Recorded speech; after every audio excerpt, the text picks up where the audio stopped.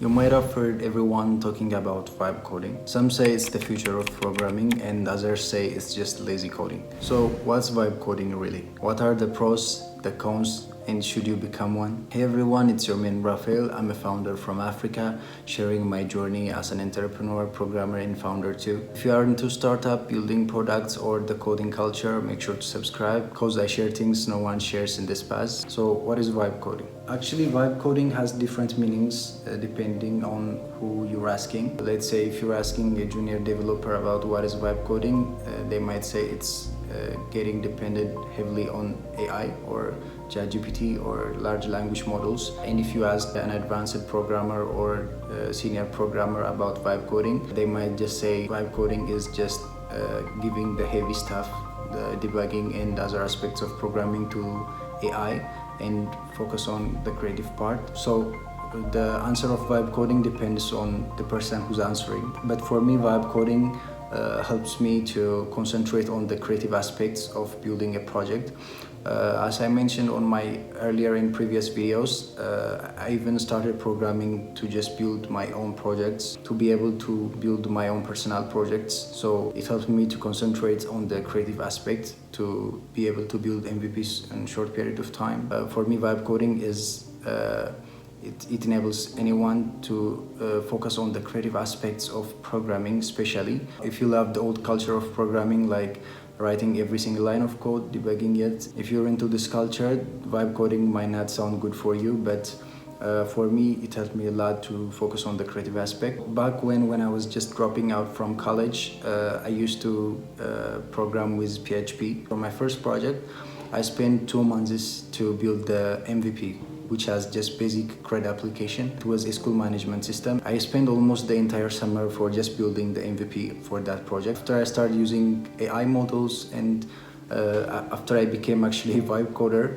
it was a lot easier for me to just ship MVPs in a short period of time. So what are the pros and cons of becoming a vibe coder? For me, I've got a lot of use after I became a vibe coder. If we list out the pros, you can ship MVPs faster. If you don't know what MVP is, it's a minimum viable product. For the first project of mine, I spent the entire summer by just building the MVP. If you have seen my previous video, I've launched a micro SaaS startup within just 24 hours. So the way I built that MVP within just 24 hours is by becoming a vibe coder. I heavily give the heavy tasks like generating the first initial code and also debugging it. I give those tasks to AI and I can concentrate on the productive aspects like customizing the layout, figuring out the features, and also marketing and other stuff. So it enabled me to focus on the creative and productive aspects of that project. So this way you can minimize the time you spend on building an MVP or building your project.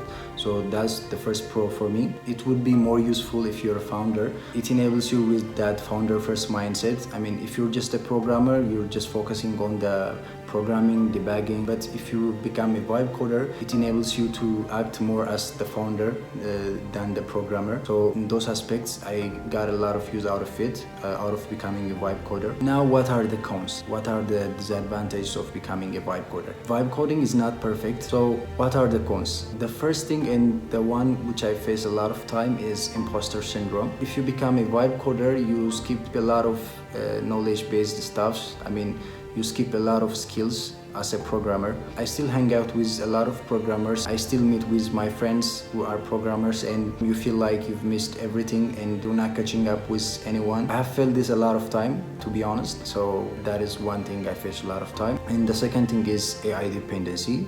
I mean, you're using AI to generate codes, to debug codes, right? So you're heavily dependent on AI. You get a use out of it, as I mentioned earlier, but it's also not a good feeling. Be dependent on other models or other projects. Actually, you will reach a point where you can't do anything without using AI.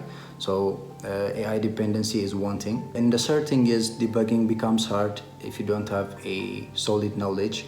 I mean, if you're just starting out programming and you don't know anything about debugging and you don't have any experience about debugging, you will heavily depend on that AI to just debug that specific error. You always have to copy and paste the errors to make the AI fix the errors or debug the errors for you. So if you become a vibe coder, debugging becomes hard especially if you don't have a solid debugging knowledge or a solid debugging experience before. That's the third issue that most of programmers face when they become vibe coder. I've seen this with a lot of junior programmers. I mean, they start programming and without having that solid debugging and solid programming experience, they just dive into becoming vibe coder, and after they become vibe coder, they heavily get dependent on the AI, and when they don't have access for the AI or when they don't have access for internet, they can't do anything at all. So that's the third disadvantage that vibe coders face most of the time, especially junior programmers face most of the time. So the last thing is, should you become one? I mean, if you're just a programmer without the knowledge of what is vibe coding, or if you're just someone curious about what is vibe coding, should you become one?